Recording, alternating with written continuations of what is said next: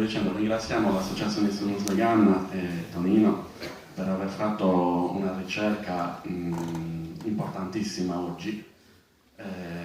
Oggi non riusciremo a fare una cosa del genere. Mancano le persone che hanno vissuto in prima persona questi momenti, se non in qualche rarissimo caso, ma non certo in questa zona, probabilmente in zone dove ancora si balla.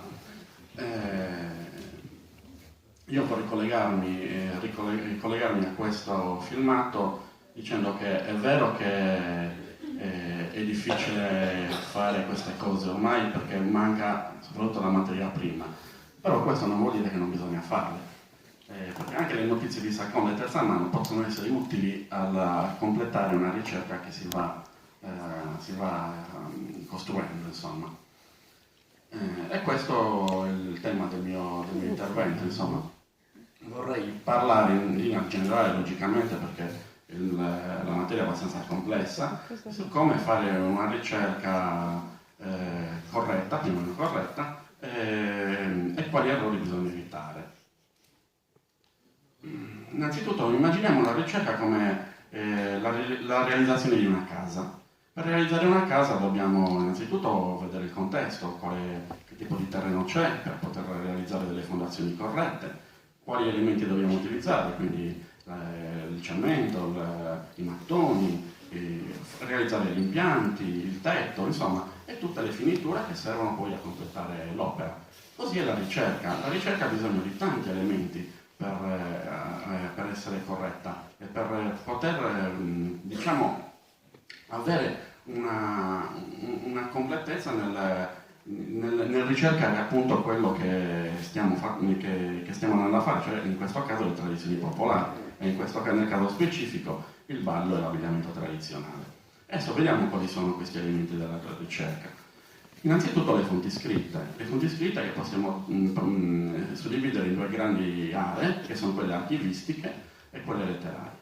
Le fonti archivistiche sono quelle che si trovano appunto negli archivi di Stato, nell'archivio diocesano, negli archivi privati. Possiamo trovare tantissime informazioni, sia per quanto riguarda il ballo, sia per quanto riguarda l'abbigliamento e gli accessori dell'abbigliamento. Ad esempio nei testamenti, dove agli eredi vengono assegnati o i capi di abbigliamento o i bottoni di un abito, eccetera. Ma anche per quanto riguarda il ballo, nell'archivio di Stato possiamo trovare tantissime informazioni riguardo i balli, ad esempio nelle cause legali dovute a reati commessi durante il ballo, quindi a litigi, perfino omicidi abbiamo causati dal ballo. E in questi documenti si trovano appunto le notizie su come veniva fatto il ballo e sul contesto del reato. Quindi abbiamo veramente tante informazioni. Qualche volta anche se sono attori, esatto. L'altra categoria di fonti sono quelle letterarie, quindi abbiamo i testi dei viaggiatori che sono venuti in Sardegna e hanno descritto appunto quello che vedevano, quindi la società dell'epoca. Gli scrittori come Grazia Deledda, ad esempio, che ha scritto tanto sulle tradizioni popolari nuoresi, ma anche comunque testi di studiosi, di persone del settore, come ad esempio il libro che vedete qua in bianco al centro, un libro di Carlo Pillai, ex direttore dell'Archivio di Stato di Cagliari, Il Tempo di Santi, ma ha fatto anche altre pubblicazioni utilissime per le nostre ricerche, perché raccoglie tantissime informazioni, ma veramente tante, riguardo appunto le tradizioni popolari e quello che avveniva nelle epoche passate nei paesi della Sardegna. Abbiamo poi le fonti iconografiche, che possono essere appunto foto, dipinti, acquarelli, stampe, incisioni, fotografie, appunto. Qua ho voluto mettere tre esempi. Il primo centrale, vediamo un acquarello di Giovanni Gessa del 1860 che rappresenta l'abito di gala di Cagliari, ma allo stesso tempo vediamo qua in alto a destra sempre un abbigliamento cagliaritano, ma di 50 anni prima, circa, di Giuseppe Verani. Le iconografie ci aiutano a vedere qual è l'evoluzione di un abito. Qui stiamo parlando, ad esempio, questo che vedete qua, è la stessa tipologia dell'abito, ma precedente di 50 anni, quindi possiamo vederne come è stata la sua evoluzione nel tempo. Altro esempio, qua sulla sinistra vediamo un bellissimo dipinto di Guglielmo Bilancioni sull'Orto dei Zarrobas del 1890 e sappiamo che è ambientato a Selargius. Come sappiamo che è ambientato a Selargius? Lo sappiamo perché nello stesso periodo in cui è stato realizzato il quadro, anzi successivamente logicamente, il fotografo Evaristo Mauri, che aveva lo studio fotografico a Cagliari dal 1881 nel Conservatorio di Vittorio Emanuele, ha realizzato una foto di questo dipinto e c'è scritto nel dipinto Carlo Nuziale di Selargius. Potrebbe essere errata questa localizzazione, però possiamo dire che innanzitutto stiamo parlando di un'area campidanese del circondario di Cagliari, quindi l'attribuzione è corretta. Allo stesso tempo, se non ci fosse stata questa cartolina, avremmo potuto dire tranquillamente che l'abbigliamento era comunque tipico del circondario di Cagliari e quindi poteva essere tranquillamente di quarto, di quartuccio, se non poi andiamo a vedere qualche dettaglio che poteva avere l'abbigliamento, allora lì ci potrebbe essere un'altra valutazione.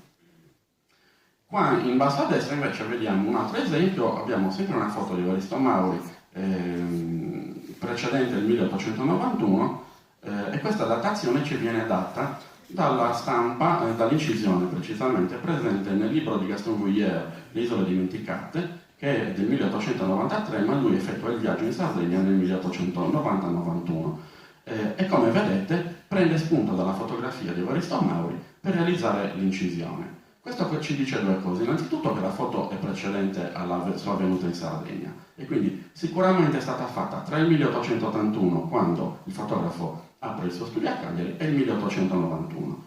E secondo luogo ci dice che le incisioni di Vuillard sono attendibili perché sono prese da fotografie, quindi sono reali. Errori che si possono commettere.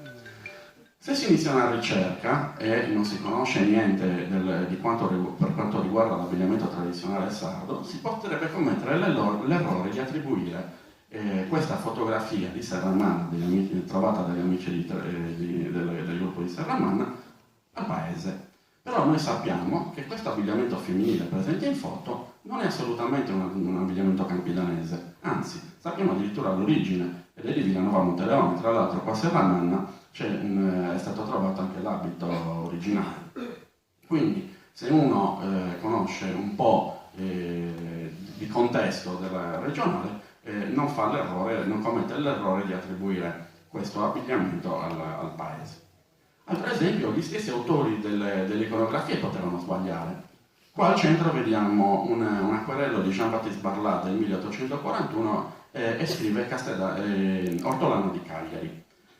Se uno non conosce altre iconografie potrebbe dire tranquillamente che potrebbe essere Cagliari visto il giubbino, ad eccezione del corpetto che non si conosce come iconografia. Ci dà una mano un altro acquerello di Raffaele Arrui, probabilmente precedente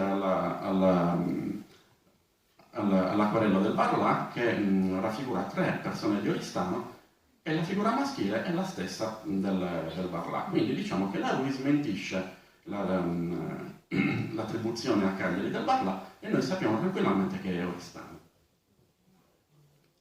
Altro errore che si commette spesso nel visione delle cartoline: chi faceva le cartoline per venderle molto spesso si dimenticava l'origine dell'abito e metteva un paese che secondo lui era quello corretto. Al centro vediamo costume di Bono, ma sappiamo benissimo che il costume di Bono è un altro, lo vediamo qua a destra, e sappiamo benissimo che quell'abito è di Nuoro. Lo sappiamo per via delle numerosissime iconografie sia di Nuoro che di Bono, ma anche dei pezzi originali esistenti.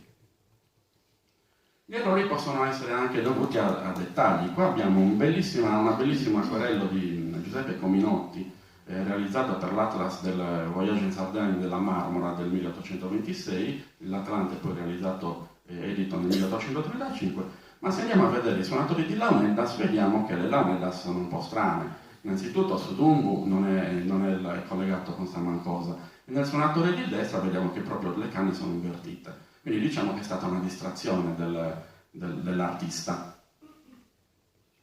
Altre situazioni, spesso le stampe venivano fatte per essere vendute fuori dalla Sardegna, in Francia ad esempio, come l'immagine che vediamo qua a sinistra, dove c'è scritto Paysan Sarde, ed è modificata secondo il gusto francese.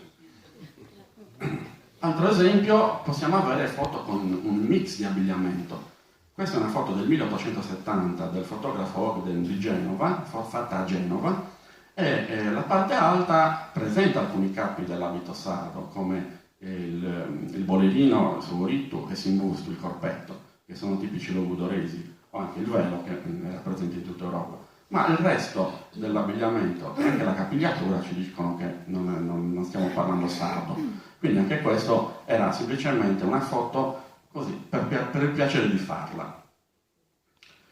Altra situazione, abbiamo in questo caso la località, ma non sappiamo di dove sono gli abiti. Questa è sicuramente Cagliari, Piazza Martiri, ancora oggi è così, ma le due figure in primo piano non sono cagliaritane. Lo sappiamo perché non sono rappresentate nell'iconografia di Cagliari e in tutto quello che è stato trovato dell'abbigliamento di Cagliari.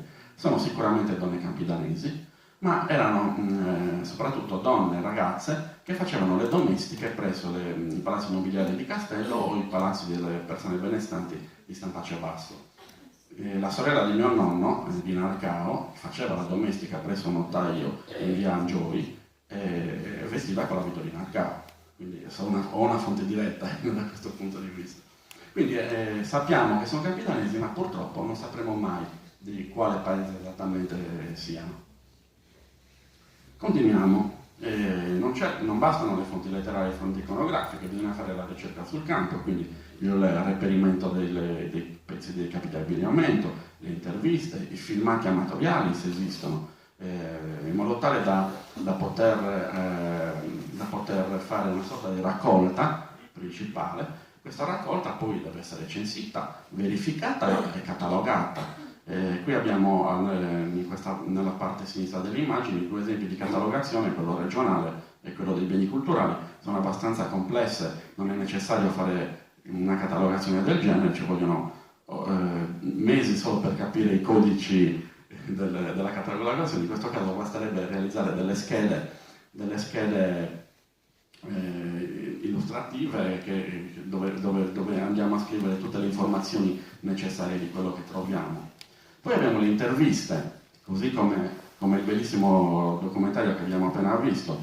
Anche quando si realizzano le interviste bisogna fare attenzione. Innanzitutto è necessario preparare l'intervista e soprattutto quando si fanno le domande non bisogna mettere la risposta dentro la domanda, altrimenti si inficia tutto il lavoro. Se io devo andare a cercare ad esempio questo scialle, non vado dall'intervistato a dire è vero che avevate uno scialle viola? Gli sto già dando la risposta. Solitamente poi sono persone anziane quelle che vengono intervistate, quindi è possibile che io, dandogli quell'input, loro dicano sì, è vero, è vero. Se invece le lasciamo parlare e diciamo come vi vestivate per andare a messa, e loro iniziano a parlare, dicono ci viene questo sciallo, e allora lì possiamo entrare nel discorso e andare e approfondirlo. Tutto il materiale che viene appunto poi censito e catalogato deve essere confrontato e valutato, perché non è detto che tutto quello che troviamo che sia utile alla ricerca.